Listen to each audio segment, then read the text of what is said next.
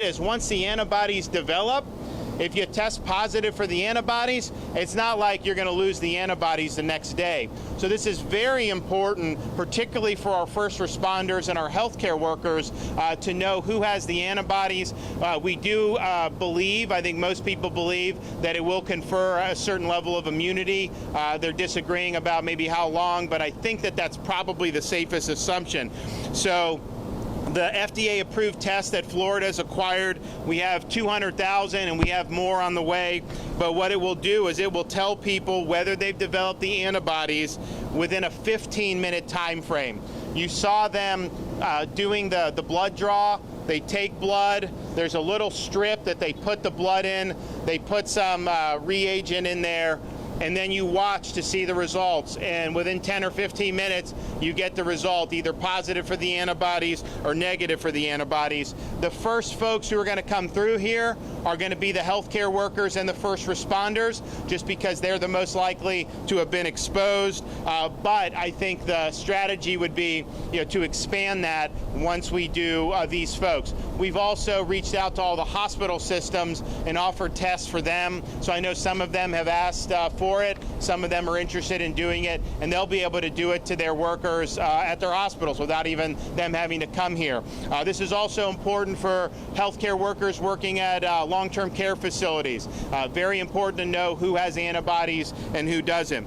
We're going to add locations in Orange County at the Orange County Convention Center, supplement the current diagnostic testing drive-in with an antibody lane, and then we're going to do the same thing in Jacksonville. They've had a drive-through testing site there for a while now. We're going to add a lane for antibodies, and we're going to look to expand beyond that.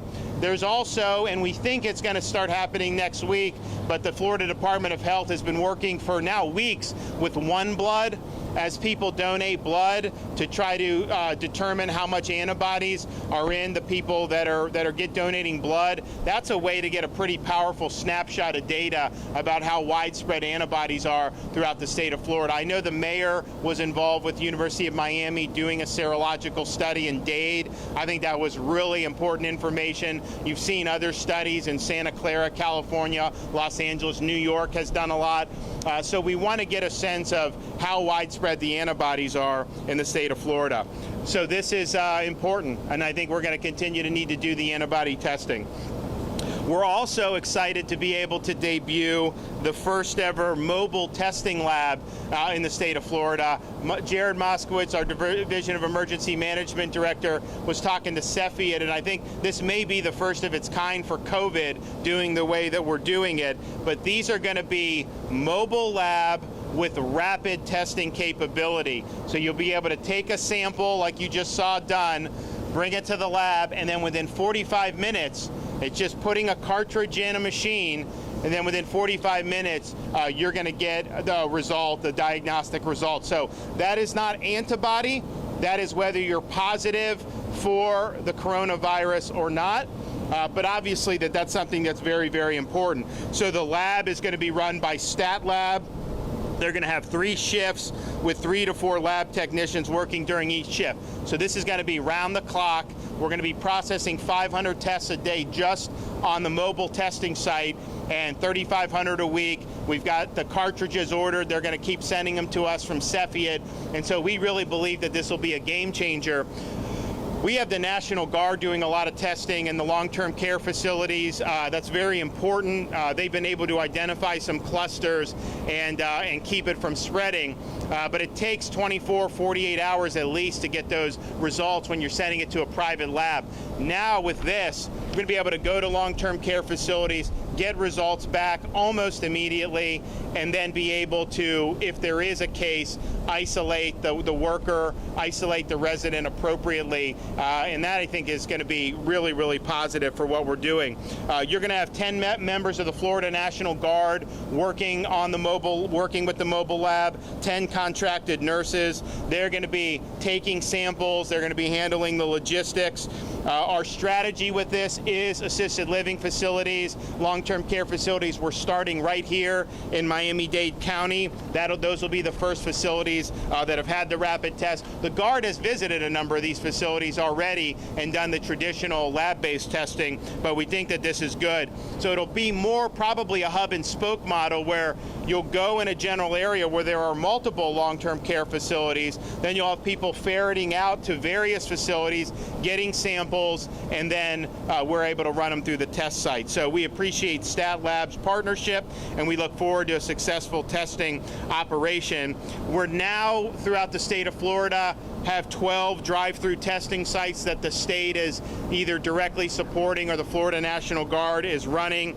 We also have 10 walk-up community sites, particularly in underserved communities, to make sure that everyone has access to testing. So between the drive-through sites are responsible for 115,000 tests, and the walk-up community sites, even though they've only been online for a couple weeks, they're over 15,000 tests already. This Hard Rock site here has done over 20,000 tests, just this one site, which is pretty incredible. The National Guard strike teams for the nursing homes and long-term care facilities, they continue to test. Interesting, they have many times there's no COVID, but even when there is, it's been a pretty low percentage. Total number of tests they've done in these long-term care facilities, the percent positive has been 4%. And these are areas where if it's there, it's likely to really rapidly expand very quickly. So I think because they're getting in, they're identifying clusters, they've been able to keep it from spreading like you've seen in some other areas. But that's very proactive, and they're really working very hard to do that. We also have now companies like CVS and Walmart able to get into the fight. I relaxed the restrictions on the licensed pharmacists. They are now allowed to administer COVID-19 tests. So you have Walgreens, they have 7 drive-through sites that they're going to be setting up, and they have 2 of those in Miami-Dade County. So Opelika and then the city of Miami are each going to have Walgreens having one of these drive. So this just makes it easier for people because these are things that may be in the neighborhood, and I think you're going to continue to see CVS is going to roll out some more, and Walmart is also going to roll out some more as well. Before we came out here, we went through in the back. It's based here at Hard Rock, the critical care decontamination system to clean the PPE. As many people know, this PPE was a major crunch, particularly in March. China had known what was going on. They specifically bought up a lot of this stuff, really to try to screw over the rest of the world, which they're going to need to pay for doing that. But we were fighting for PPE. Jared did a great job. So there's more PPE going out now, but there's still going to be a demand for this. And so this decontamination system allows you to clean things like N95 masks. So it can decontaminate up to 80,000 masks per day, and it can decontaminate the same mask 20 times. So you'll have hospital systems, they can send in 20, 30,000, whatever they have for masks. They can be decontaminated and then sent back a couple days later. This is important to have because we don't know what's going to happen with the supply chain. I hope it ends up being better. We need to get a lot of this stuff back to being made in America. We should not be relying on China for all these prescription drugs. I've spoken to some folks involved with things like pharmaceuticals and told them, come to Florida, we have a good business environment. We would love to be able to manufacture that stuff here. That's much safer for the American people and really is a national security issue. Having the ability, though, to in case you have other problems with the supply chain. So far, the state has sent, by the end of this week, the state of Florida will have sent more than 25 million masks to long-term care, hospitals, first responders, almost 10 million gloves, 1.6 million face shields, 1 million shoe covers, 450,000 gowns, 200,000 containers of hand sanitizer, 85,000 goggles, and 38,000 coveralls. So this has been a massive logistic operation. Director Moskowitz has done a really, really good job. We early on acted understanding the long-term care facilities were the most vulnerable parts of our communities. And so we did things like require PPE to be worn. Well, a lot of them did not have adequate PPE. So the state has supplied, just to long-term care facilities, more than 10 million masks, nearly 1 million gloves, 500,000 face shields, and 160,000 gowns. We were at the White House last week going over what Florida had done, and because we were so aggressive with the PPE, FEMA has now doing what Florida did. They're doing that nationwide. They're also going to send to Florida's long-term care facilities. So we think that that's an important way to be able to protect the most vulnerable. So I want to thank Jared for all his efforts in doing that. As of yesterday, the state, our 5-point plan to fight COVID has always been protect the vulnerable, expand testing, make sure that we're protecting our healthcare workers and our hospitals, social distancing, and prevent the introduction from outside of Florida, the virus's introduction. We have now screened over 40,000 people coming from New York City area or New Orleans, two hotspots. I think New Orleans is starting to do a lot better, which is good. Those are important. Those quarantines have been necessary to be able to prevent the spread from going forward.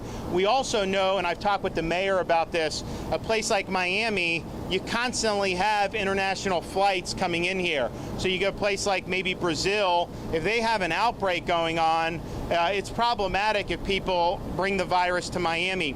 So the president's asked me, and we're working on a plan to deal with this. And I think it's got to be the airlines really need to be testing people prior to them getting on these planes if they're in from areas where there's outbreaks. So we're working on that. We're going to consult with MiamiDade about it. But I think that something needs to be done because, you may see some other places have more significant outbreaks over the next couple months, even if the United States is doing better. So the last thing we want to do is, having gone through this, and then have more of it being seeded in to the country.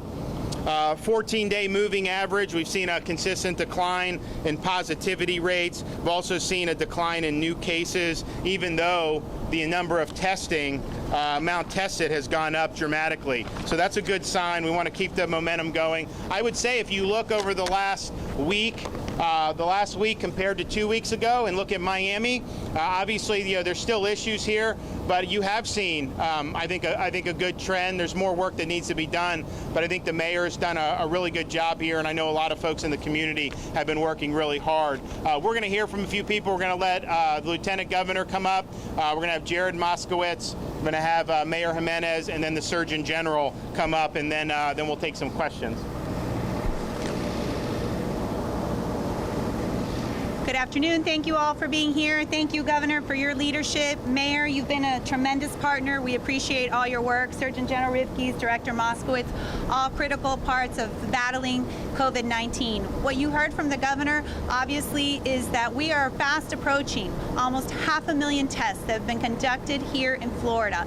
And that is a testament to the Governor's focus on expansion of testing. In fact, what you see here today is a testament to his focus on testing, but obviously making sure that we focus on not just rapid testing, which he talked about in the mobile lab, also the antibody testing that will really be able to confer what the immunity level is here in this county in particular. But this has been a multifaceted approach. The Governor has laid out his priorities in battling COVID-19. This has been the state's most significant response effort in the history of our state. And as we've seen these numbers, we've seen these trends, again, I think Florida has led the way, not only in terms of expansion of testing, we're consistently in the top 3 in the country for testing. We've also led the way in protecting the elderly. Governor DeSantis early on understood the challenges with nursing homes, assisted living facilities, and long-term care facilities. And so that is why early on we prohibited visitors, made sure that the screening of personnel, made sure that they had adequate PPE. So that was something that Florida led the way in. He also outlined how Florida led the way in identifying those that were coming into Florida from other high outbreak states, like the tri-state area, New York, New Jersey, Connecticut, and Louisiana. And so all of those aspects that Florida has led the way has really not only saved lives, but has allowed our hospitals to ensure that they had sufficient capacity, protect our healthcare workers, and again, the vulnerable, the elderly, those with underlying health conditions has been a continued focus. And what you see here today is the continued commitment from this governor leading the way, leading the charge in battling COVID-19. So we thank all of those healthcare workers, first responders, the National Guard, everyone that's been instrumental in helping us in this battle. We thank them, we appreciate them, and we know that we're going to stand by them and continue to support them as we continue to battle COVID-19. Thank you all.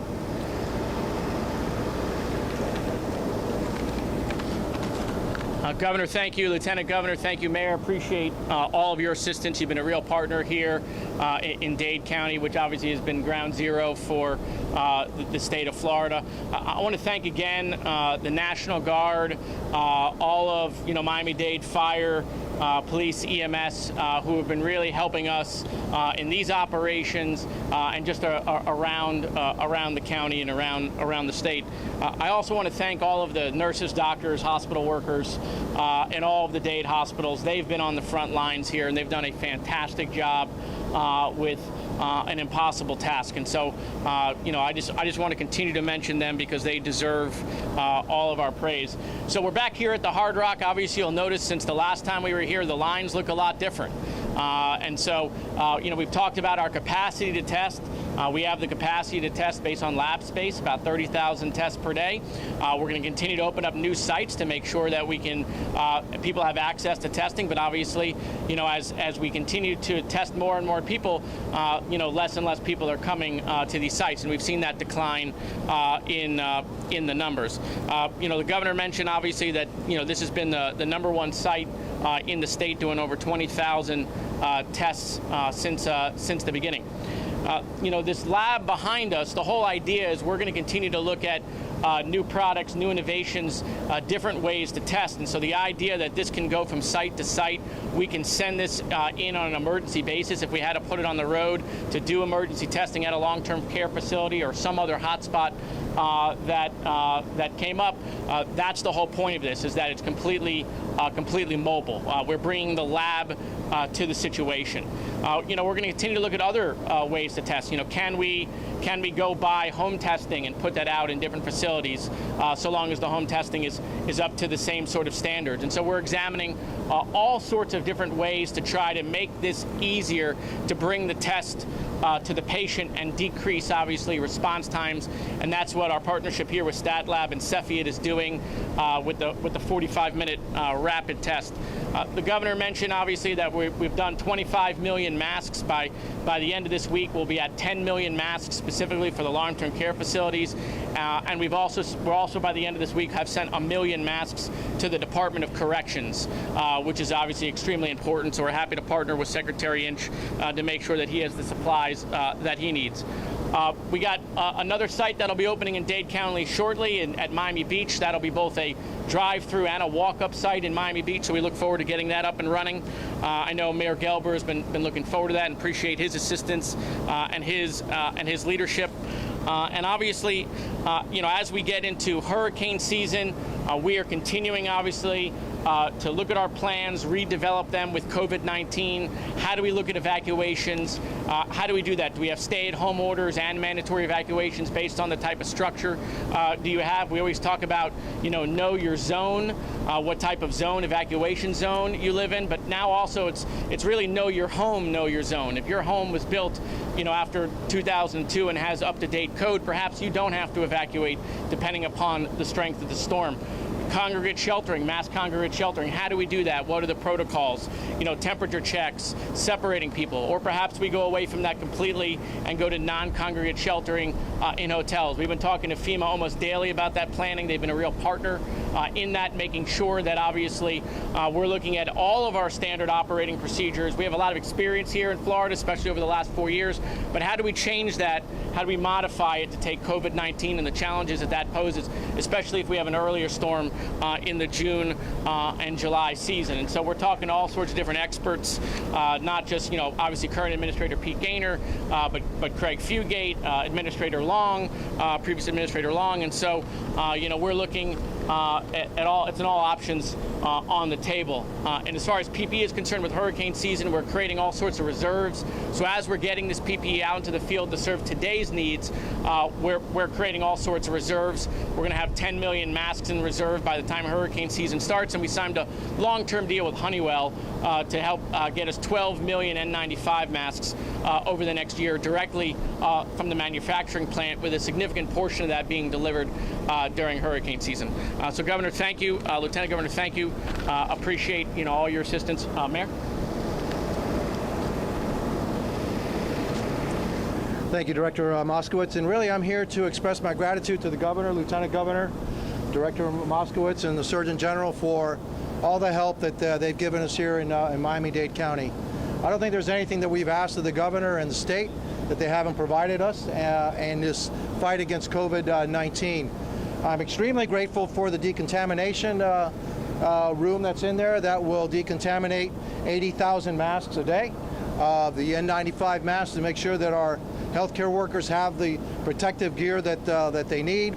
I also am completely in agreement with the Governor that as hotspots occur in foreign countries, before they get on a plane to come to Miami or the state of Florida, they should be tested. And those that come up positive should not be allowed to be on the plane, because we don't need to get seated from outside of Florida. The Governor already expressed some of the good news of the state of Florida. There are similar results here in Miami-Dade County. We have less than 100 people in our respirators today in Miami-Dade County. That's the first time we've seen that in quite some time.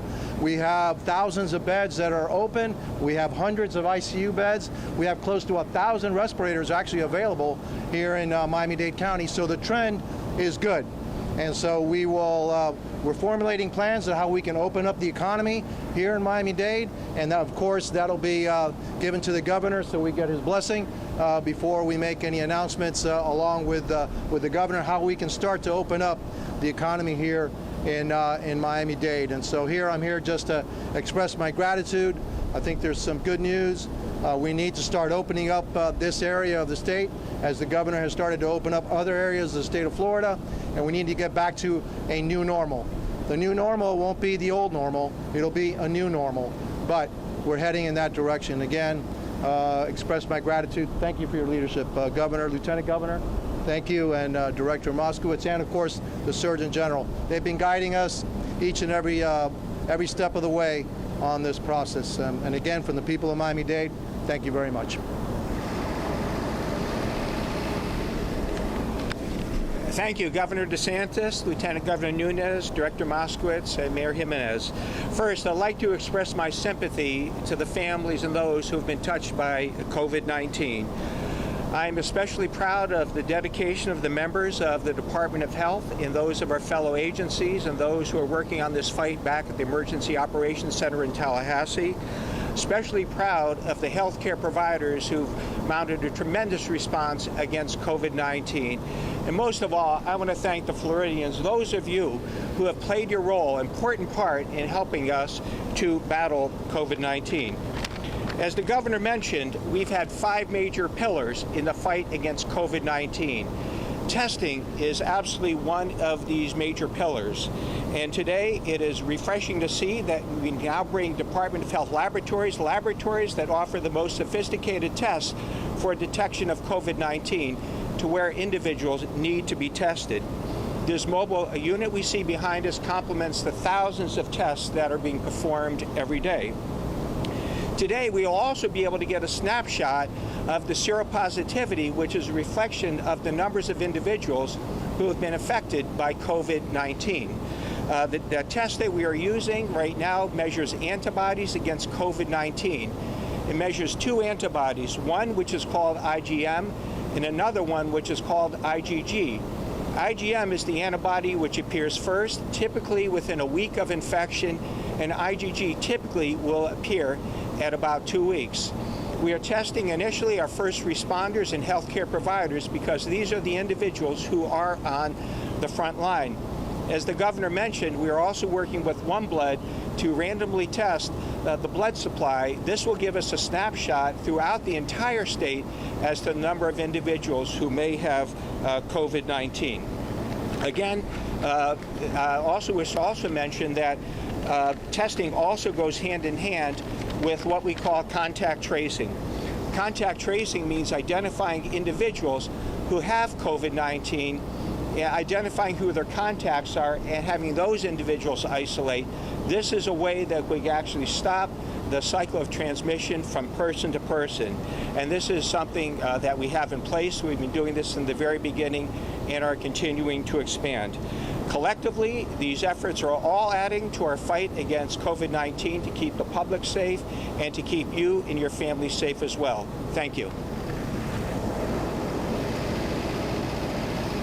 Well, thanks to everybody. As I think many of you know, Monday, Florida started phase 1 of our safe, smart, step-by-step approach for Florida's recovery. We followed the White House gating requirements that was put out by the President's task force, which was a decline in ILI activity, downward trend for 14 days, syndromatic indicator, decline for 14 days, a decline in either total cases positive or case positivity, and then making sure you have enough healthcare resources in case there's any type of surge of patients. So the state of Florida as a whole, even including Dade, Broward, and Palm Beach, satisfied the gating requirements. The task force proved that, and we move forward. Now, because you look at how the epidemic has developed differently in these 3 counties down here versus the rest of the state, I consulted with Mayor Jimenez, the other appropriate officials in Dade or in Palm Beach and Broward about what would phase 1 look like. And they were doing last week some very important announcements on parks, marinas, golf courses, and so they want to see how that's going. We're now going to be in discussions about the next step for these 3 counties. I think that there has been a lot of positive movement. I mean, I looked at Broward as well. I mean, you can definitely see the decline. You see Miami, I think Miami was 19 or 20% of the cases were positive when we first test were positive. Now I think it's down to like 13%. And it's been in the single digits in terms of percent positive. I think in the at least number of these last few days. Broward, Palm Beach, they're now down to 10% positivity for the whole time. Obviously, the most recent tests are probably under 10%. So there's been good. All 3 of these counties. We want to be safe about it. We want to be smart, and it is going to be a step-by-step process. It's not just flipping a switch. But I do believe that for Florida to be successful, we need our southern Florida communities to be successful. I mean, Miami's an incredible engine for the state of Florida. Same with Broward and Palm Beach. And so we're going to work together with the local officials, and then we're going to craft an appropriate way forward. But I do think that the other 64 counties were in really good shape relative to the predictions for sure, and I think they're approaching it in a very safe way. The first phase is not terribly different from what we've been doing anyways. I mean, people have been going to grocery stores, all this stuff. There have been retail like Home Depot. So now you go to maybe a different retailer at reduced capacity. Now instead of waiting in line at Publix, you can sit outside at a restaurant 6 feet away. So these are small, cautious steps. You can do elective surgeries now, which really I think is long overdue. So that is in place in Dade as well. That is going to be really important for health, safety, and welfare of people. So it's not like it's a sea change phase 1. These are cautious steps, but I think they're steps that we need to take. So we'll hopefully be able to go forward soon in southern Florida, and I think that we can look to South Florida to really help lead Florida back. So I look forward to working with Mayor Jimenez and other folks. Ma'am.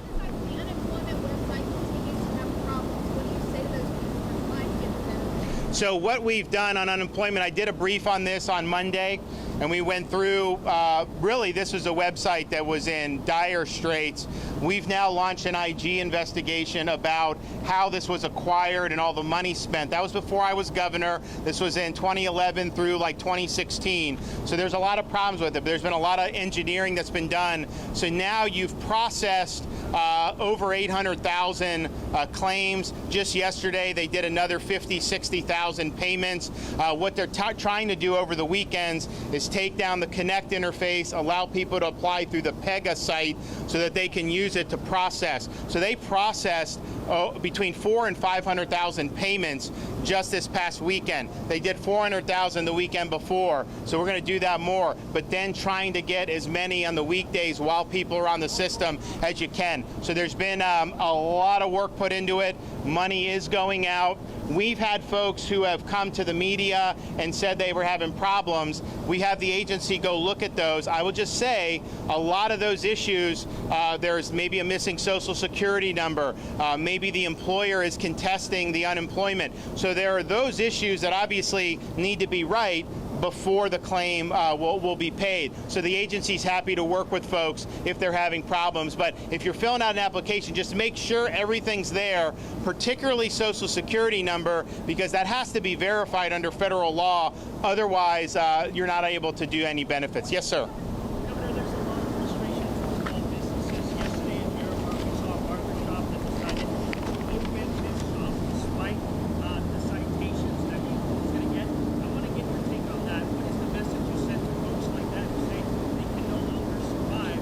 Is there light at the end of the tunnel? Absolutely. What I told my task force for reopening Florida is we need to dispense with this idea that some jobs are essential and some jobs are not essential. At the end of the day, if you're a business owner that some government official determines non-essential, I can tell you it's essential for you. It's essential that you're putting food on the table. The people you employ, it's essential for them. So nobody is not essential. We're looking at it in terms of how do we reduce risk from various occupations. And so the barbers and the hair, I went to Orlando, met with the county mayor there. He had a number of businesses that they have great ideas. So we're putting together a set of safety requirements, but I told my folks, we have a responsibility to get to yes.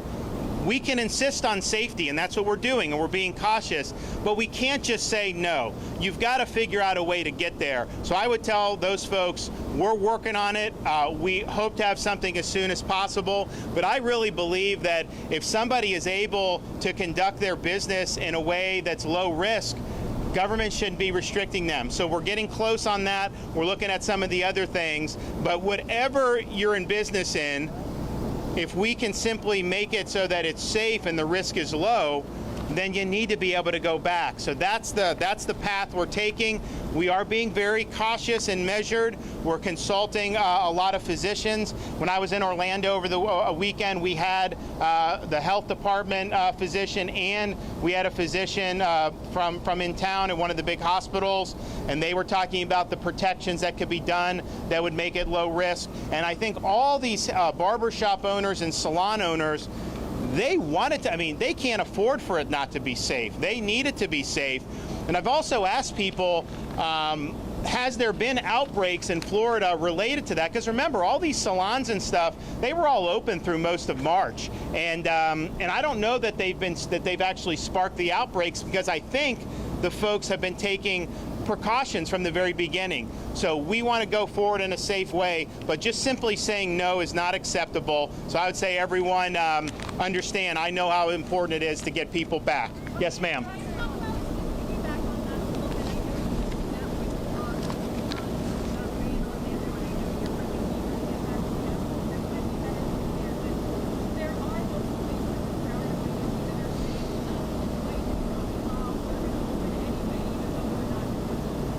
Mayor, you want to address?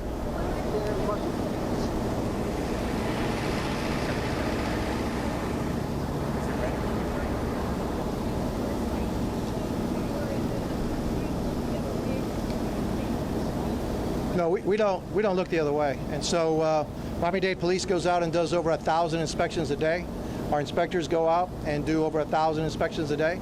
And what we found is a very, very high number of compliance. And the ones that aren't complying, simply just saying, hey, you got to do this, they will comply. And as the governor said, we want to open up as fast as we can.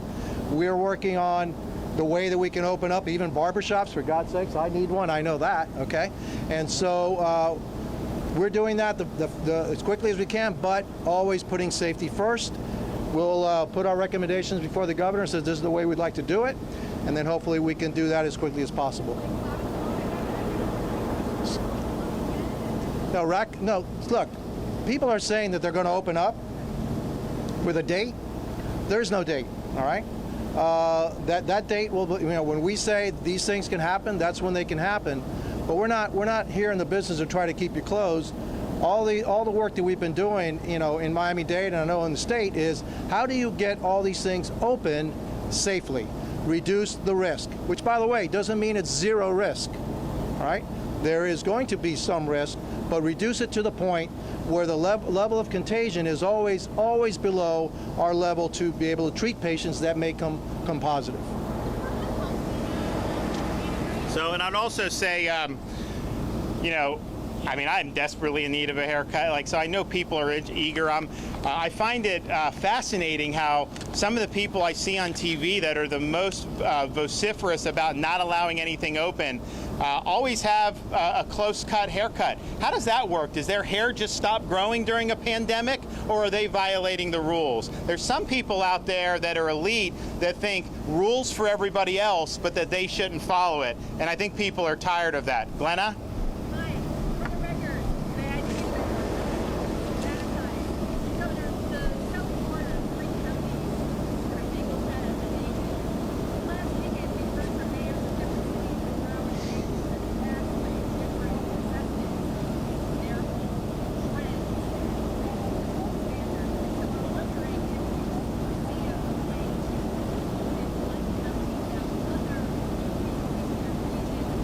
Not necessarily. You're right. So, if Miami's making better progress, then you have a major outbreak in Palm Beach. Should Miami be held back? And no, we've tended to look at them as similar, but I think anyone who lives down here, there's a world of difference between Miami and Palm Beach. They're the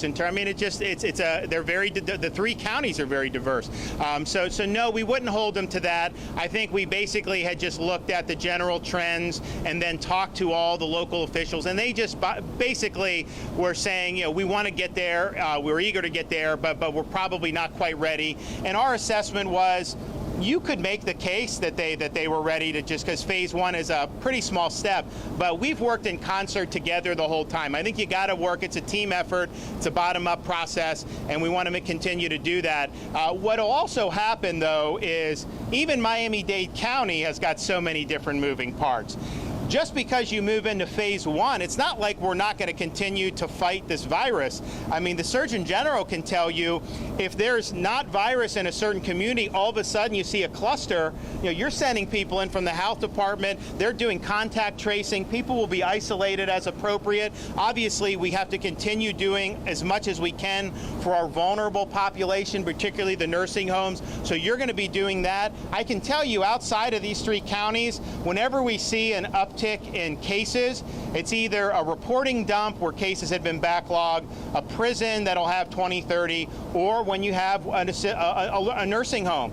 So those are discrete problems. We've worked hard to obviously address the long-term care facilities, but all that is going to continue to go. And I think that there's sometimes people out there saying either force everyone to stay in their house infinitum or do nothing. And that's ridiculous. Obviously, we're still going to be fighting very hard, but I think we also have to look at the data and look at the facts. In Florida, 60% of the fatalities have been age 75 or over. And if you look under 25, we have not yet had a fatality. So those are important facts to be able to tailor the response to the areas that are most vulnerable and the demographics that are most vulnerable. You see us doing that here today with the mobile testing unit. They're going to be able to take this out, get results in real time for folks working and who are residents of long-term care facilities. And just the extra day or two to get the results could be the difference of preventing a significant spread and saving lives. And so we're happy to be able to do it. I'm going to be back soon down here. This is very important that Miami continues to do what it's been doing, and we're going to continue to work hand in hand with Mayor Jimenez and all the local leaders. Thanks, everybody. We got the results, guys. Thank you. So you saw them do the swab